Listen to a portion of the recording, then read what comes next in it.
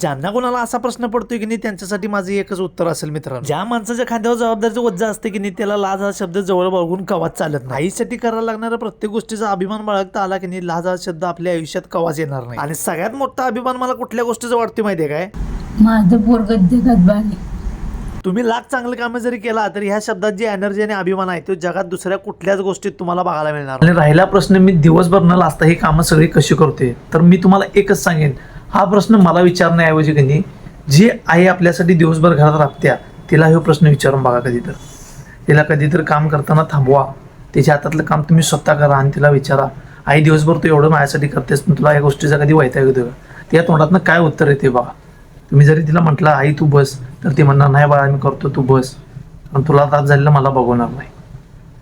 त्यामुळं आईसाठी जर एखादी गोष्ट करायला लागत असेल तर त्या गोष्टीची लाज कुणाला वाटेल असं माझं तर वैयक्तिक मत आहे. आणि मला तर या गोष्टींची लाज कधीच वाटत नाही, कारण आईची सेवा करायला मिळणं ही एक भाग्याची गोष्ट आहे आणि ती भाग्य प्रत्येकाच्या नशिबात नसते. त्यामुळे आईसाठी एखादी गोष्ट करायला लागणं, धुणं असू दे, भांडे असू दे, तिला आंघोळ घालायची असून दे, तिची कपडे धुवायचे असून द्यात, कधीही कुठल्या गोष्टीची लाज बाळगू नका. कारण कुठला दिवस कधी कसा येईल काही सांगता येत नाही. प्रत्येकाचं नशीब हे सारखं नसते आणि प्रत्येकाच्या आयुष्यात प्रत्येक दिवशी सारखा येत नाही. त्यामुळे लाज आणि माझ ह्या दोन गोष्टी बाजूला ठेवून जर तुम्ही जगायला शिकला तर आयुष्यात खूप पुढे जाणार मित्रांनो.